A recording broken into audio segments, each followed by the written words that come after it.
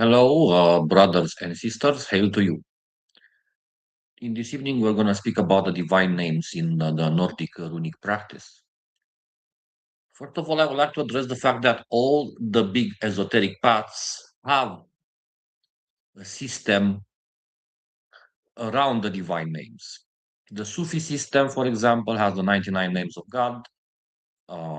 In the Hindu tradition, we have the very special names of all the deities 108, 1108, and so forth, or 24, and so forth.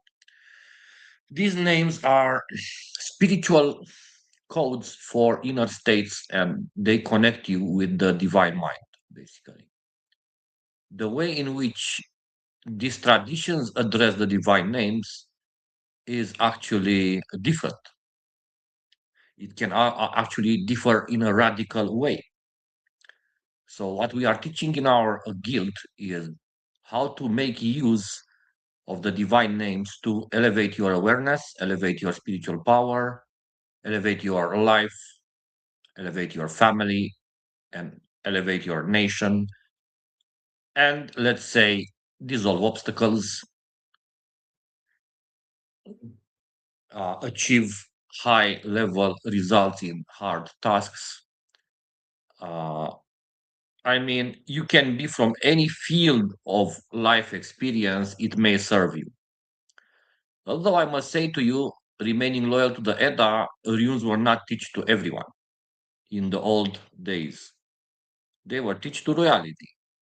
But now, since everyone is learning everything, I mean, even Srividya, the Hindus, was meant to be taught by some people, like maybe Brahmins or the lower caste didn't have access to higher mantras and whatnot. Well, world has changed, and this applies to the runes too, of course. Whatever you know about the runes from the modern rune masters and books is very remote from what we're doing. Definitely, very remote, very far remote. And I have practiced all the approaches and angles of modern way when it comes to the runes. And I have come up with my own interpretation of the Edda, which I believe is the result of many years of sweat and spiritual blood and a lot of life experiences.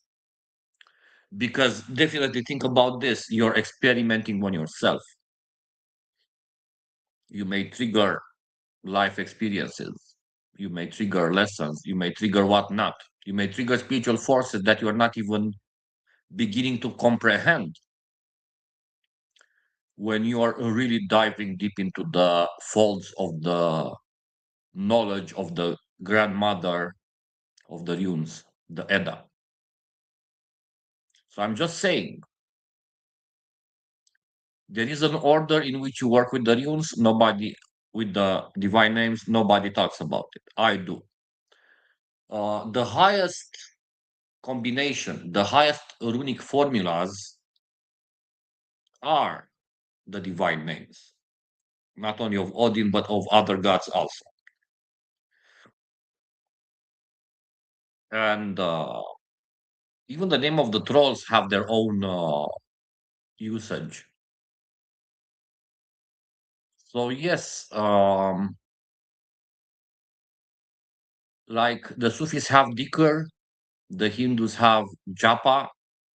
Well, at the north we have the galdur, and the galdur is not so repetitive as the other traditions, but still there is a level of repetition in which the technique is valued highly above the repetition aspect, although the repetitions are there. So there is a formula that I apply since the old day. The formula is the incantation is the God, and the God is the incantation. And you become one with the incantation. during the process. And certain processes are being ignited in you. There is a certain progress that one does with a specific name. There are different emotional processes that happen during the practice. There are certain deep transformations that happen with your mind and with your body also. It's a very deep process, and because this is an old age path, it's not so forgiving as the new age approaches regarding the runes. It's not a forgiving path in the sense that challenges can appear in your life, as I said in a previous video, in order to progress your knowledge. You see, even the gods in the Eddas had their own testing phase. Thor was tested by Utgard Loki. You know, everyone was tested in a way. There isn't a single god in the Eddas that was not tested multiple times. So this is a spiritual path of testings in real life. And also knowledge comes with a price. And that price is not always the one you're expecting to pay, actually. But as your wisdom rises above the normal, you start to understand what the real price is when it comes to paying for knowledge. There is an exchange of knowledge between us and the gods. There is an exchange of knowledge between us and the universe. And that nothing is free in this universe. And if you're not willing to pay the price, the universe will take from you the exactly what the universe thinks you need to pay.